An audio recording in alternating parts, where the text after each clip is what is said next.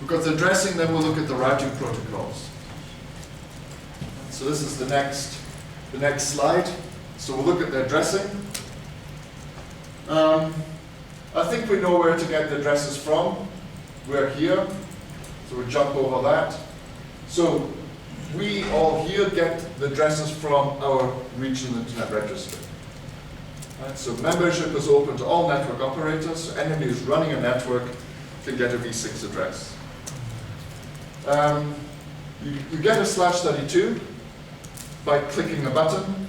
If you need larger, then you need to do the justification process why you need more than 32. But /32 is the minimum assignment.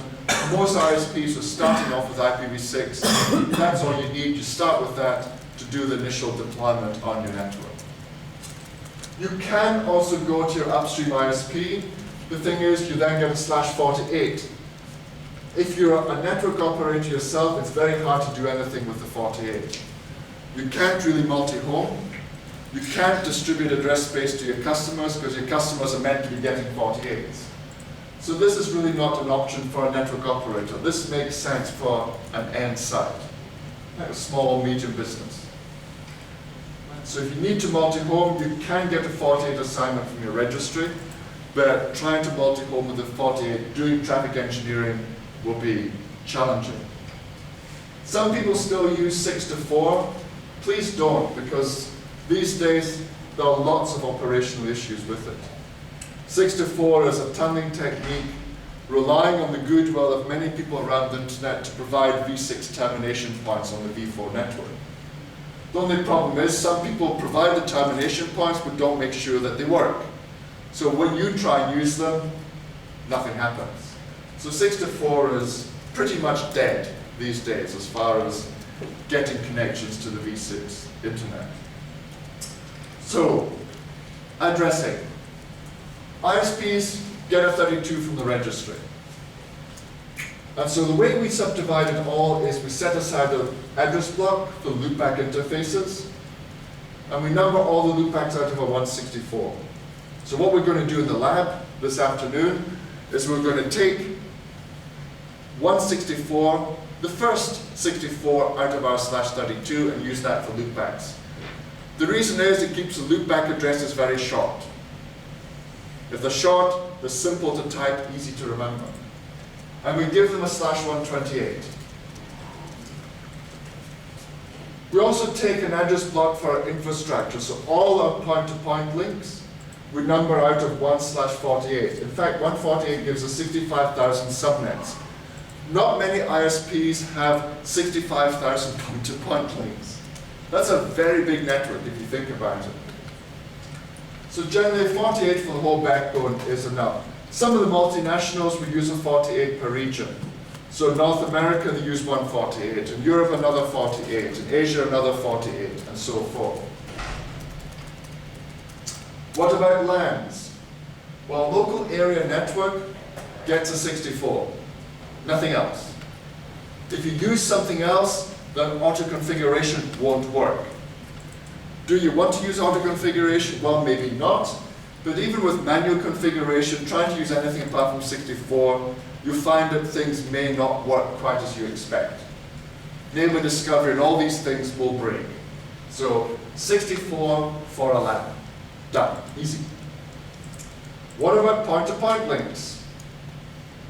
And this is where a lot of discussion has happened. The protocol design expectation is that you use a 64 for a point-to-point link. So it's like in v4, we're using a /30.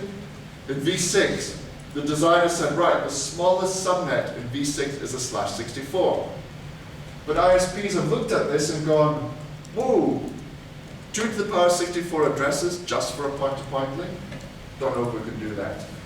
So what we find happening now, and it's standardized, is that a /127 is recommended for a point-to-point link. Remember in v6, we don't have a broadcast address. So a /127, 2 addresses, well, the 0 is local, the 1 is the other end. Whereas in v4, the 0 would be the network, 1 would be the broadcast. You couldn't do that. But v6, we have no broadcast, so the 1 is a legitimate address. So we can use, and of course 0 is the closest anyway by any cast terms, so we can use a /127 quite easily for a point-to-point link in v6. Right, so you can read the RFC here about it. Some ISPs just reserve 1/64 and number all the 127s out of that. Others will reserve a 64 for the link and just address the link as a 127. So that's what we'll do in the lab. We'll reserve 64 for the link, but number it just as a 127. Other options, other people using 126s to mimic the v4/30. I've seen people use 112, 120s, and so forth. Don't use these now. Right? 127 is pretty much the way forwards for most point-to-point link addressing. Even if the point-to-point link is an Ethernet, people are still using 127, as we will do in the lab. What about customers? Well, protocol design is customers get 148, unless they have more than 65,000 subnets, in which case they get a second one. But again, some ISPs are going, well, why does a home user with 3 computers need 65,000 subnets? This seems a waste of address space. Still thinking about IPv4. So what we're finding now is that people are doing things like this. /64 for an end site. If the end site only will ever be a LAN. This is probably used if you've got mobile phones or something like that. Although we find now that mobile network operators, because people are selling, or mobile operators are selling dongles, the 3G dongle for laptops, rather than doing point-to-point leased lines or broadband, they're using wireless broadband. So a USB dongle goes into the computer, and the computer is used as the router between the wireless network and the local LAN. So you're starting to find now that the mobile operators are handing out /60s for small end sites. A /60 still gives you, what does it give you? 16 subnets. Okay, so it's still giving you 16 subnets here, which is quite a lot, even in v4 terms today. Small business, 16 subnets is more than enough. For medium-sized sites, getting a 56, quite common. This is very common. Some ISPs simply just say, right, we'll give you a 56 rather than a 48. They don't even go down to 64 or 60. They just hand out a 56. In fact, APNIC, when we assess your address needs for more v6 address space, we count it based on a 56 per customer. 48 is saved for large end sites. So that's the original design spec. 65,000 subnets for this. It's a lot of address space. So this is typically what I'm seeing people do in the industry. Most common, 56 and 48. Some people are using 6 days. Some are even going down to 64. It is a very active discussion area. There are no hard and fast rules. So I'm just sharing what you typically see people do. If you are trying to decide what to give your customers in v6, 56 is probably fine. If you want to go down to 60 for maybe a small end site, that's probably fine too. So how do we do it on the routers? Well, consumer broadband example, DHCP pools of 48. We're handing out 60s per customer. That gives 4,000 customers per pool. So that could be a very small home user. What about business? We're giving out 56s instead. So that gives us 256 customers per pool. So maybe we can make the pool a 47 or a 46. You just have to try and address it according to the size of your VRAS. And the thing is, the broadband router will announce the entire pool as a block of addresses, single block. So you can announce it as a 47 or 46 or something. I've seen some ISPs set aside a /44 for the broadband pool and hand out 56s to their customers based on that. Some will go down to 60s, but that's the sort of thing you want to do. Once you get into the businesses, so I've called it leased line, but it could be things like fiber to local businesses. But where you're starting to connect commercial organizations, you probably want to give them a 56, reserve the whole 48. Because when they use up these 256 subnets, they can come back and get the whole 48 from you. Or you can just give them the whole 48 from the start, doesn't matter. Hosted services, one physical server per VLAN, 64 per VLAN, how many VLANs per POP, you just need to work out. But the main thing, don't hand out less than a /64 onto a LAN. Otherwise, lots of things will break. As for the NOC, well, the ISP's NOC is usually trusted and is considered part of the network infrastructure. So, I would always address an ISP's network operations center out of the 48 that is used for the infrastructure. You don't run the NOC as a customer, you run the NOC as part of your network. As for infrastructure, loopbacks take the first 64, NOC and management systems use the last 60, which gives us enough subnets. Point-to-point links we number out of the rest of the 48. That's typically what you want to try and do. Now, for customers, so the ISP to customer link, using IPv6 unnumbered is the easiest, because that way you don't need an address on the point-to-point link. So this is probably the easiest way of doing it. But if you want to do addressing on the point-to-point link to the customer, pick the second 48 for point-to-point links. And using the same principles before, /127s, reserve out of the 64, that gives you 65,000 possible point-to-point links. These are untrusted, because these addresses are untrusted. You don't want to have a trust for them in your network. Broadband pools we carry across in IBGP. Multiple pools on one BRAS, try and aggregate. I know IBGP can carry lots and lots of prefixes, but do any aggregation on the router if you can for IBGP, for locally generated prefixes. Aggregating leased line customer address blocks per router or per POP is undesirable. Some people do this, really not a good idea because it makes multi-homing, traffic engineering, QoS and everything very hard to do.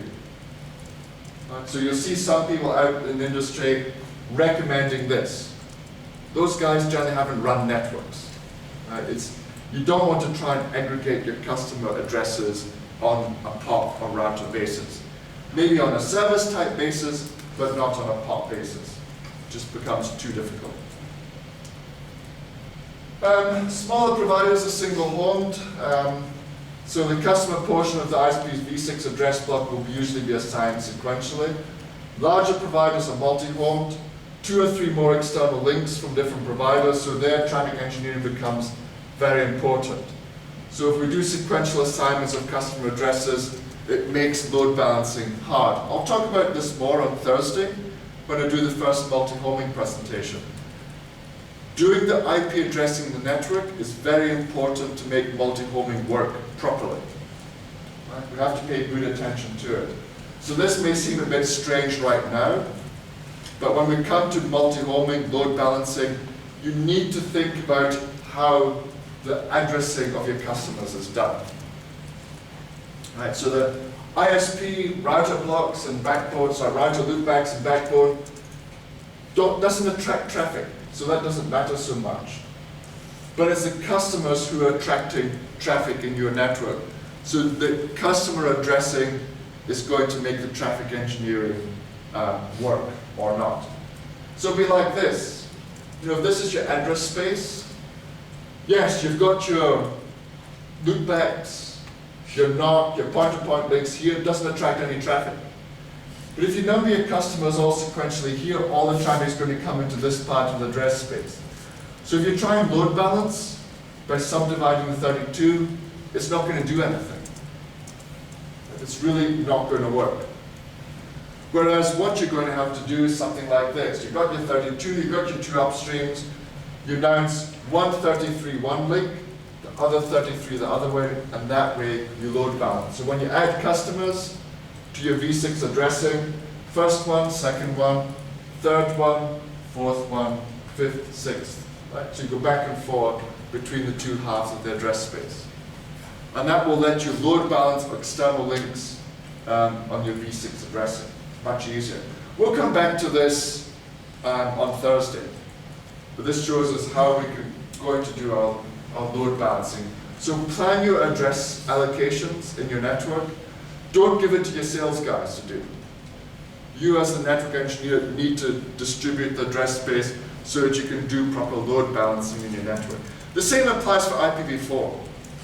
But the problem is, IPv4, it's so congested, address space, you're handing out such small pieces, it's very difficult to do proper load balancing. v6, we've got so much space. It's very easy for us to do proper address planning. Don't reserve customer assignments per POP. We follow the same principle as for v4. BGP carries the customer networks. Don't do the aggregation IBGP. You can do per router or per service aggregation, but not per POP. Backward infrastructure out of a single 48. That keeps things nice and secure. So addressing plans, you could do something like this. Right? The first /48 is where we do our loopbacks, the first 64. All the point-to-point links in here. Put our NOC and our management systems in the final /60. You probably need 2 or 3 different LANs for the NOC. And then your customers number out of the rest of your /32. If you get, an alternative way of doing this, if you are going to use addresses for the point-to-point links to your customers, again, you have this as before, reserve the second 48 for point-to-point links to the customers. This isn't trusted address space, but at least you know that this second 48 is used for all your point-to-point links to your customers. And then your customers get the rest of the address space. Notice that I'm using the first 48s, and that keeps the numbers small. These numbers all the way up here are quite big, lots of Fs and so forth. And keep the numbers for yourself to be small, because that way the chances of making mistakes are reduced. As you will see when we do the lab, I was doing this very workshop a few weeks ago, people were making so many mistakes just by getting the addresses wrong. So we want to keep the v6 addresses as simple as possible so we don't make mistakes in the network. If you run out of your 32, well, the registries are using sparse allocation strategy because our goal is aggregation. So even though the minimum allocation is the 32, if you come back for more address space, it's very likely that you will get an adjacent address block. Whether it will make it up to 31 or make it up to 28 or something. It depends which registry you go to. But the nice thing is about v6, because there's so much space, you can actually fill, if you go back to the registry, you will get more address space very adjacent to what you have, so it makes the block up to the next size. Documentation is important. Some people can remember v4 addresses, they can keep them all up here. The v6 address is much bigger. The chances of memorizing it are very, very slim. You've got some useful tools available. There's NetDot, which is done by the University of Oregon, very useful tool for. NetDot stands for Network Documentation Tool. But there you can document all your address assignments and everything else in your backbone. Very, very useful tool to do that. Hacky as well, I don't know it, but some people have been using that quite successfully. The other 4 I don't really know anything about, but I've seen people use them. So there are tools available out there. There are probably others that you can use for documenting your v6 use in your network as well. All right, so that's the addressing.